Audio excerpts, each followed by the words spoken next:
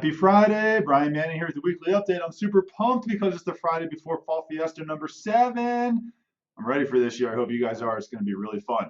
Let's talk about what's going on in the markets. So Monday this week, markets were closed. Stock markets were open, but bond markets were closed. So that means mortgage companies were mostly closed on Monday. Tuesday this week, let's see. So it's been about 5 weeks since the pandemic unemployment assistance has phased out, which is really Labor Day weekend. But what's interesting is that in the month of August, 4.3 million people left the labor force.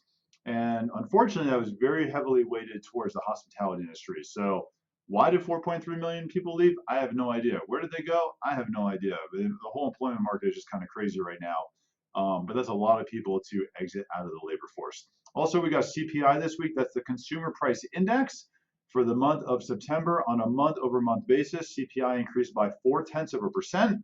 That was more than expected. And on a year-over-year basis, the inflationary measure of the Consumer Price Index went from 5.3 to 5.4%. So we're really seeing inflationary pressures everywhere. Thursday this week, we had the minutes released from the Fed meeting. The Fed meeting took place on September 22nd.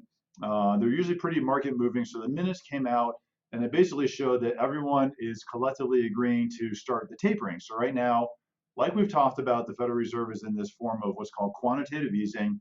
It's an emergency measure in place for monetary policy to help keep the U.S. economy under control financially. It started at the beginning of last year with the beginning of COVID, and right now they need to really figure out how to unwind it because it's really agreed for what they say that we're kind of no longer in the emergency situation that we're in at the beginning of last year. So our guess is that the Federal Reserve will begin tapering probably in December of this year, and in their process of tapering will wind down this bond buying program probably through like June of next year. So that's fine. But the other question is right now there's trillions of dollars on the Federal Reserve's balance sheet, and they're also reinvesting the trillions of dollars. So what I mean by that is when they have mortgage-backed securities that the Federal Reserve owns, if someone sells a home and they pay off their mortgage, or they refinance and they pay off the mortgage, the Federal Reserve, instead of reducing their balance sheet, is taking those funds and reinvesting them. So right now they're reinvesting like $60 billion a month. So even if the Federal Reserve goes through this tapering process that would end in June, there's still no talk of what's going to happen with the reinvestment of mortgage-backed securities and treasuries, and that is definitely helping keep rates low right now. Also, there was no mention of a rate hike in the Fed minutes, so who knows what's going to happen there. Also, this week we got PPI. PPI is the Producer Price Index that measures inflation on the wholesale level. On a month-over-month basis, PPI was up 0.5%, right? So wholesale level cost of goods are increasing. On a year-over-year basis, the PPI reading went from 6.6% to 6.8%, the highest level ever on record. So again, inflationary pressures everywhere.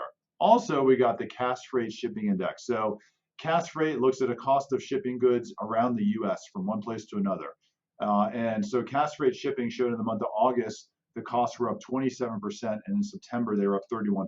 So we're still seeing a tremendous amount of pressure on supply chains. When you see Cass Freight Shipping Index, when you see those costs go up, that has an impact on the PPI. When shipping costs go up, cost to produce goods goes up.